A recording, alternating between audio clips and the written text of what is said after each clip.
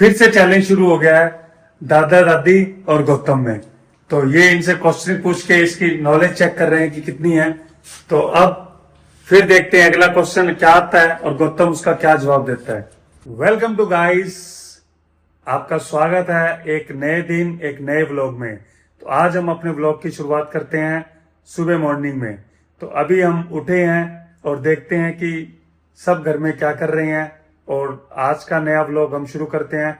कल के व्लॉग को आपने बहुत अच्छा प्यार दिया, जिसमें हमारे माता पिता ने यानी कि गौतम के दादा दादी ने उसकी शादी का प्रैंक किया था उसके साथ। तो आज के दिन हम आपके लिए और देखते हैं कि आज के नया क्या व्लॉग लेके आते हैं।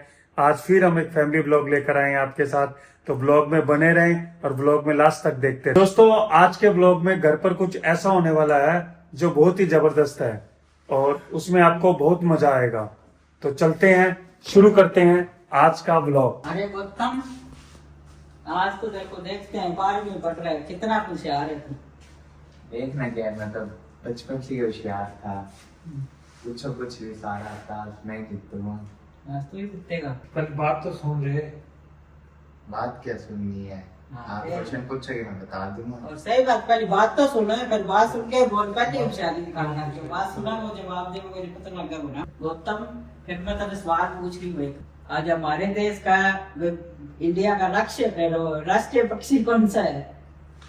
देख लो दादा, अभी आप कह रहे थे पूरी बात तो सुन ली। ऐसे ऐसे क्वेश्चन पूछने हैं, तो इसमें नहीं जीतेंगे तो क्या किसमें जीतेंगे? राष्ट्रीय पक्षी सबको तो पता है, बच्चों को मोर है। मोर है क्या? इसमें क्या बड़ी बात है?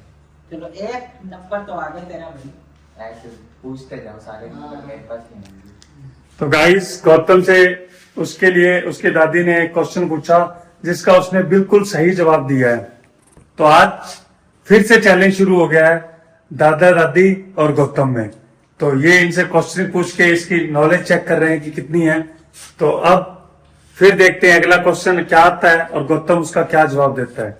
दूसरा सवाल है कि हमारे देश के जो झंडा है इंडिया का, उसमें कितने रंग है? 3। कौन कौन से? हरा, सफेद, संतरी।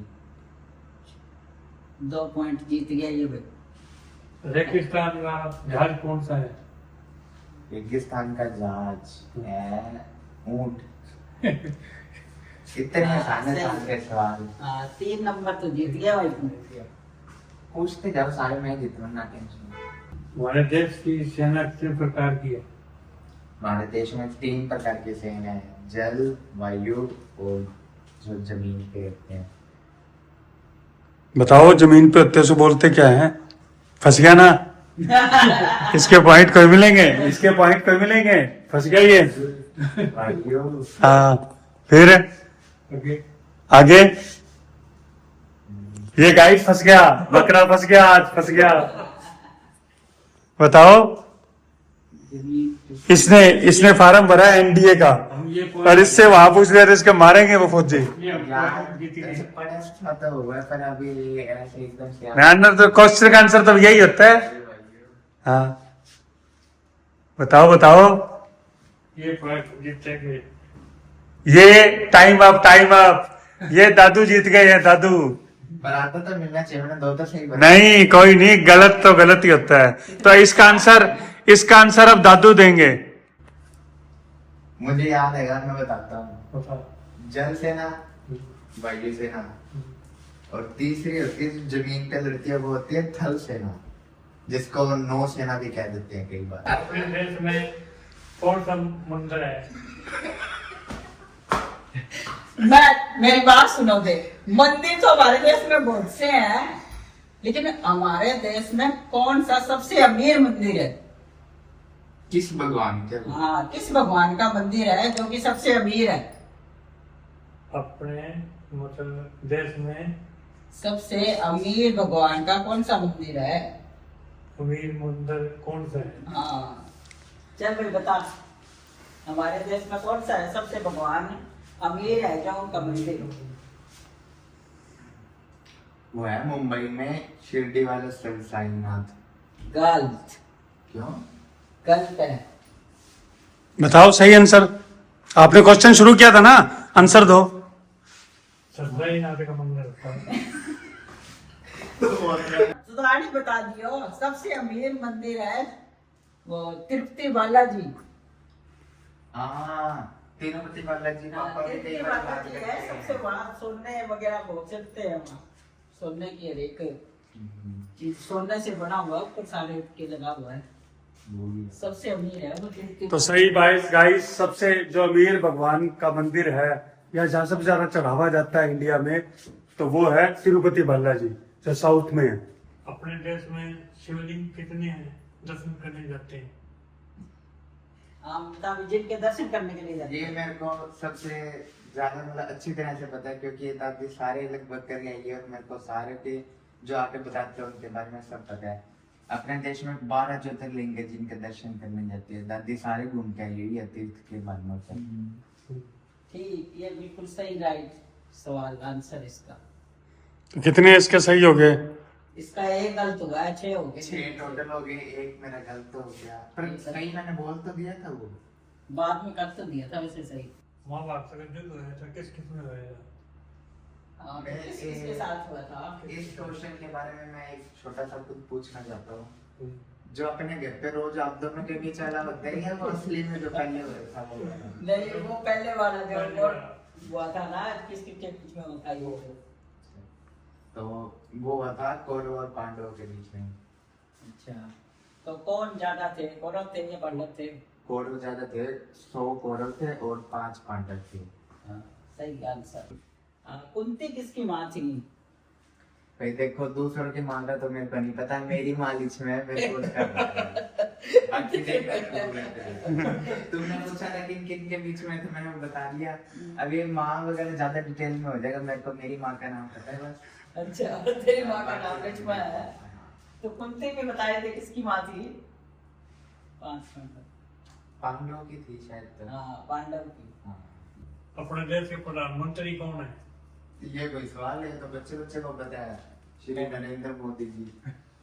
चलो, हमारे देश के राष्ट्रपति कौन है?